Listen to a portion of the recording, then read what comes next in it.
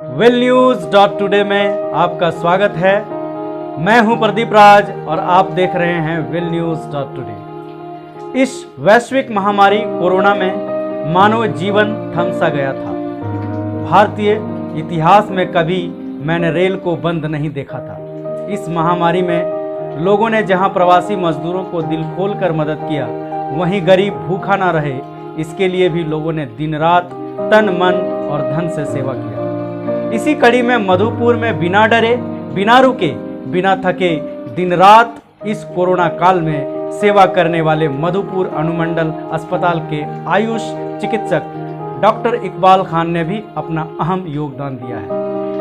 इस कोरोना योद्धा से आज हम आप तमाम मधुपुर वासियों को रूबरू कराने जा रहे हैं। आज हमारे साथ वेल न्यूज के विशेष कार्यक्रम खास मुलाकात में जुड़ चुके हैं कोरोना योद्धा डॉक्टर इकबाल खान।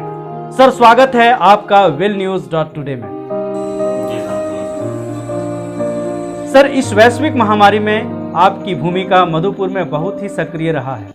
बिना डरे, बिना थके निरंतर सेवा कर रहे हैं। ये जज्बा, ये ऊर्जा कहां से प्राप्त है? एक्चुअली बचपन से ही हमको कुछ अलग करने का आदत रहा है, चाहे वो क्रिकेट का टीम हो या पढ़ाई का हो। हम अपने आप को भीड़ से दूर रखना चाहते थे और ये जो अभी आपदा आया हुआ है, तो इस आपदा में जैसा कि हमारे प्रधानमंत्री ने कहा है कि आपदा में भी अवसर मिलता है लोगों को, तो शायद लोगों के बीच लोगों का सेवा करने का ये अवसर हमें प्राप्त हुआ और हमने बेझिझक, बिना डरे हमने लोगों को सेवा दिया।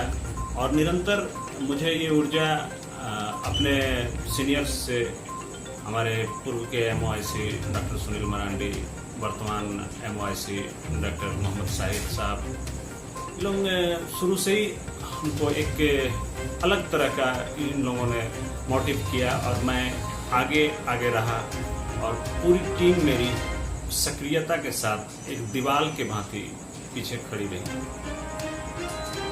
सर, आप शुरुआत से ही कोरोना काल को देख रहे हैं। मधुपुर में पहले और अभी की स्थिति पर आपकी क्या राय है? कोरोना एक वैश्विक महामारी है और मैं तो लोगों से बस यही कहूंगा कि इसमें डरना नहीं है, सतर्क रहना है। डर के कुछ नहीं होगा। आप सतर्क रहोगे तो आप फायदे में रहोगे। सतर्क रहोगे, प्रिकॉशन के साथ रहना आप सीख लीजिए।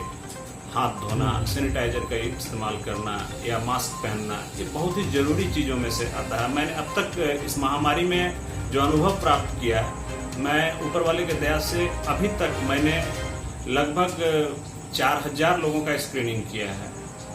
जब प्रवासी मजदूर आते थे, थक्के के थक्का बस भर गए आते थे और अकेले सबके बीच में मैं रहता था।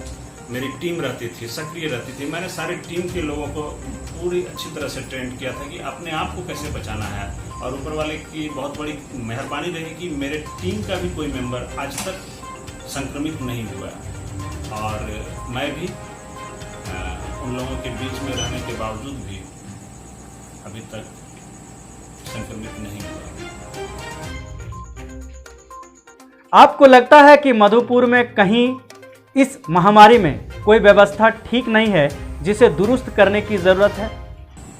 शुरुआती दौर में तो व्यवस्था कुछ ऐसा था ही नहीं, तो वो तो स्टार्टिंग पीरियड था, तो हर किसी के साथ होता। अचानक से कोई अगर आपदा आ जाती है तो फिर उसको संभालने में थोड़ा समय तो लगता है, लेकिन उसके बाद प्रशासन के स्तर से, सरकारी स्तर पर जो भी फैसिलिटी उपलब्ध कराया गया, हमने मरीजों को या फिर प्रवासी मजदूरों को वो फैसिलिटी उन तक पहुंचाया।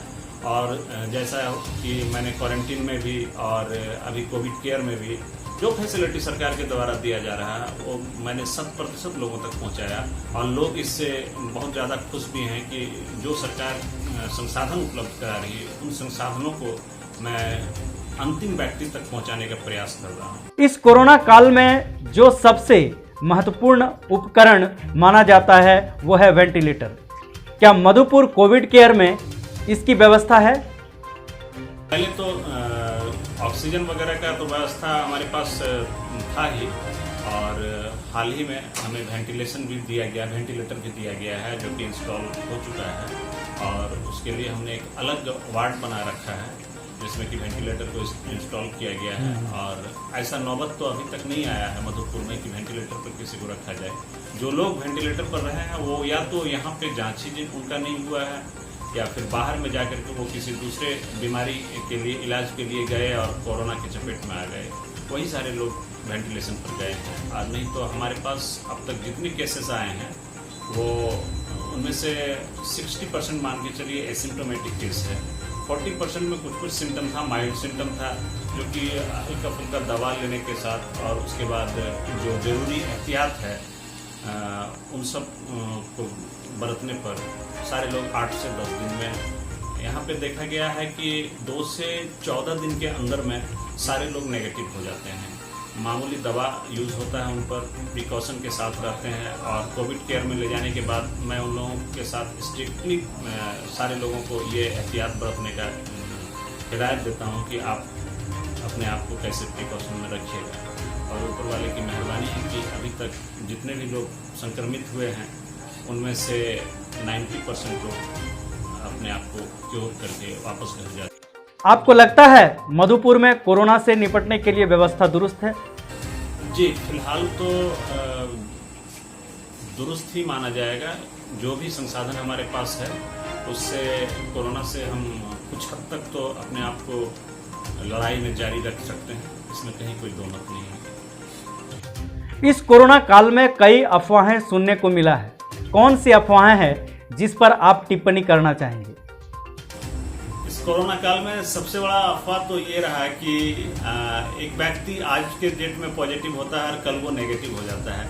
इस अफवाह को मैंने अन्य माध्यमों से लोगों के बीच में मैंने ये कहा कि इसमें भ्रम की स्थिति ना पालें, क्योंकि जो व्यक्ति का, चूंकि हमारे यहाँ पे जो RT-PCR का जांच होता है वो जांच ओवर बर्डन होने के कारण किसी में जांच में 8 से 10 दिन रिपोर्ट आने में लग गया। तो इसमें होता क्या है कि जो 8 से 10 दिन आपको समय मिल गया, इस बीच आपके शरीर में एंटीबॉडी तैयार हो गया कोरोना के अगेंस्ट में। तो यही लोगों में भ्रम की स्थिति पैदा करता है कि ये कहीं झूठा तो नहीं है कि आज वो पॉजिटिव हुआ और कल फिर नेगेटिव हो जाता है। तो ये अफवाह है। और आप कल्पना कर सकते हैं कि जो व्यक्ति आज के डेट में संक्रमित होता है, अगर उसका रिपोर्ट हमको 8 दिन के बाद मिलता हो तो 8 दिन के अंदर में फिर वो व्यक्ति अपने आप उसके अंदर में एंटीबॉडी डेवलप कर जाता है। और एंटीबॉडी डेवलप करने के बाद फिर वो अपने आप को संक्रमण मुक्त कर लेता है। और जब हम फॉलोअप करते हैं एंटीजन से या फिर ट्रूनेट से या फिर RT-PCR से, तो उनका रिपोर्ट नेगेटिव आता है। तो मैं लोगों से कहना चाहूँगा कि इस भ्रम की स्थिति में ना रहें। कौन सी अफवाहें अभी जिसे इग्नोर करना चाहिए? लोगों के दिल और दिमाग में ये आ रहा है कि कोरोना होने पर कोविड केयर में ले जाया जाता है और ये अफवाह है। हम किसी भी व्यक्ति को, जो सिम्टोमेटिक व्यक्ति है, उसको हम बाहर खुले में नहीं छोड़ सकते हैं। कारण कि अगर बाहर खुले में छोड़ते हैं, वो व्यक्ति अपने आप को अगर संयमित नहीं रख पाया हो तो वो दूसरे को भी इन्फेक्ट कर सकता है। इसलिए जो निर्देश मिला है हम लोगों को कि जो व्यक्ति कोरोना संक्रमित होता है, सिम्टोमेटिक होता है, उसको आप कोविड केयर में ले जाकर के इलाज करें। और ये भ्रम की स्थिति ना पालें कि कोरोना होने पर क्या कहता है, जो मानसिक रूप से लोग आजकल डिप्रेस्ड हो रहे हैं कोरोना का नाम सुन करके। इस डिप्रेशन में जाने की कोई ज़रूरत नहीं है। कोरोना, जबकि आप सब जान रहे हैं कि इसमें मृत्यु दर बहुत कम है, तो घबराने की बात नहीं है। मधुपुर में कुल कोरोना से अब तक कितनी मौतें हुई है? अब तक तो मेरी जानकारी में जो है वो 3 से 4 लोग की मृत्यु हो चुकी है कोरोना से। किंतु उन लोगों के का जब हिस्ट्री मैंने देखा तो कोरोना तो सपोर्टिव था, लेकिन उसके पहले भी वो लोग पहले से मेडिकल इलनेस थे उनके अंदर में और बीमार थे पहले से भी, और कोरोना की चपेट में आने से उनकी मृत्यु हो गई। इस महामारी में आपके साथ टीम का सहयोग व प्रशासनिक सहयोग कैसा रहा है? प्रशासन को धन्यवाद देता हूं, खासकर अनुमंडल पदाधिकारी, इंसिडेंट कमांडर BDO साहब और मजिस्ट्रेट साहब, एग्जीक्यूटिव मजिस्ट्रेट साहब, नगर पालिका, इन सारे लोगों को मैं धन्यवाद देता हूँ, क्योंकि मैं आगे था लेकिन हमारे पीछे चट्टान की तरह ये लोग खड़े रहे हमारे पीछे, और हमेशा हमारे अनुमंडल पदाधिकारी हम लोगों को मोटिवेट करते रहे कि आप काम करो, मैं आपके पीछे हूँ, और प्रशासन का भरपूर सहयोग रहा है, इसमें कहीं कोई दो मत नहीं है। अंत में आप मधुपुर के लोगों को क्या संदेश देना चाहेंगे? सतर्क रहे, डरे नहीं। अगर शक हो तो अनुमंडलीय अस्पताल आए और अपना जांच कराएं। जांच करने के बाद अपने आप को कंफर्म कर लें कि आप किस स्थिति में हैं। उसके बाद आप जैसा आप देखें वैसा करें, या अगर आपको ट्रीटमेंट की जरूरत है तो आप कोविड केयर में चले हमारे साथ, और अगर आप एसिम्टोमेटिक हैं तो होम आइसोलेट भी हो सकते हैं। इसमें घबराने की बात नहीं है, डरने की बात नहीं है, सिर्फ और सिर्फ सतर्कता जरूरी है। आप हमें अपना कीमती समय दिए हैं, वेल न्यूज को अपना बहुमूल्य समय दिए हैं, इसके लिए आपको बहुत बहुत धन्यवाद हमारे साथ जुड़ने के लिए। धन्यवाद आपका भी।